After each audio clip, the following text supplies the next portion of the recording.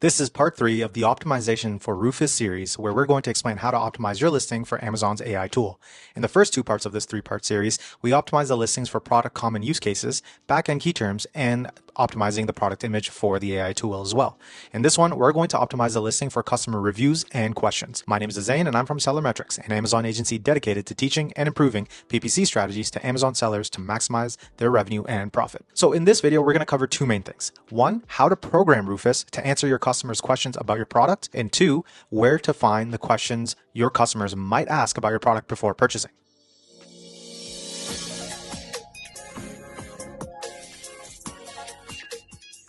So the Rufus technology, the AI tool, is very interesting. An interesting post was made by an Amazon scientist explaining how Rufus is programmed to suggest products to its customer. And this is the blog post right here titled "The Technology Behind Amazon's Gen AI-Powered Shopping Assistant Rufus," written by Trishul Chilimbi. And Trishul Chilimbi is this gentleman right here. He's a VP and distinguished scientist at Amazon. So obviously had a hand in programming Rufus, the AI technology.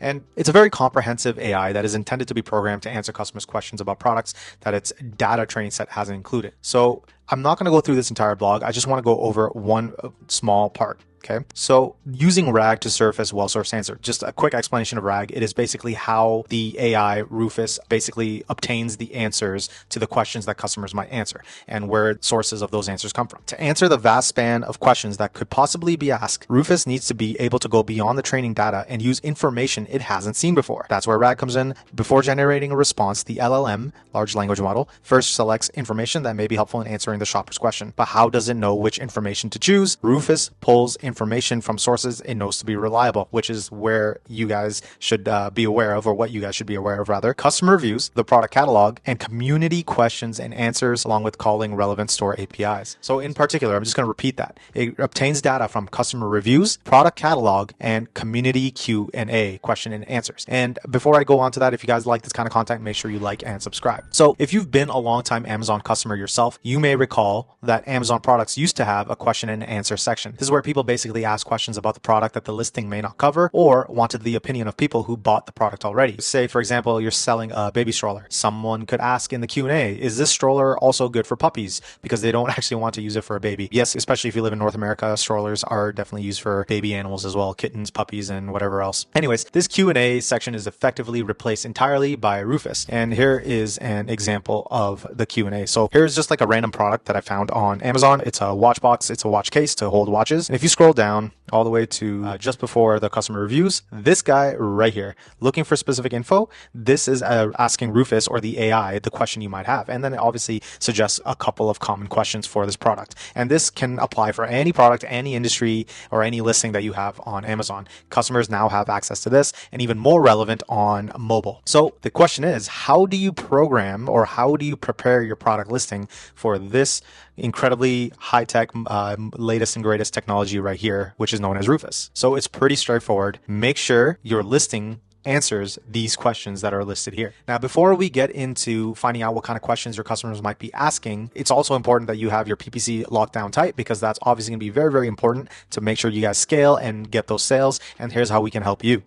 If you want to learn more on how you can optimize Amazon PPC, you can get a free copy of our ebook, The Ultimate Guide to Amazon Ads, Advanced Tactics and Best Practices. This book has received a 4.8 out of 5-star rating on Amazon and has helped beginners and advanced sellers alike. Click the link in the description below to sign up to our emailing list and receive a free copy. So now, what if you don't know the questions your customers might be asking? Simple.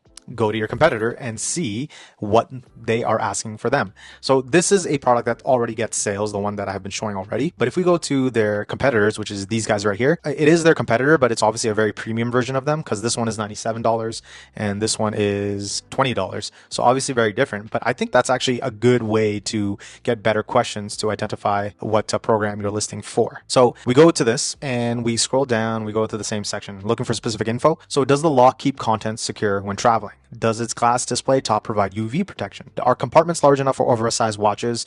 Is its exterior resistance to scratches and smudges? And so on and so forth. And basically, it's very, very simple. All you have to do is make sure that your listing answers these questions. Now, it seems like if we include all of the learnings that we had from the last few videos, and I'll link those in the description as well, but there's a lot to pack into the description or the bullet points. But this is where like product description and bullet points really comes in. And it's pretty straightforward. All we basically want to do is just keep asking questions. Now you are allowed to ask questions to it itself, just ideas that you might come up with, right? And it actually takes anyone's questions and it programs it into its suggestions and its recommendations to customers when suggesting other product listings to people who use Rufus. And I really do think this is the future of how people look for products, guys. AI is big. Obviously, we know that already. That horse is going to be beaten dead, but I really do think that we need to optimize for the AI more than anything before, more than keywords even. Obviously, keywords are still hyper relevant because AI uses keywords, but this time now we need to answer specific questions rather than include specific keywords. And that's it, guys. That's the full series on Rufus.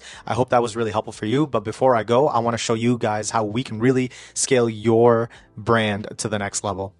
If you're an Amazon seller that wants to grow your Amazon profits, schedule a discovery call in the link below. We are an Amazon agency that helps our clients grow their revenue and their profits and optimize their PPC. And that wraps up Rufus AI training until it's updated or new information comes out. Until next video, guys, take care.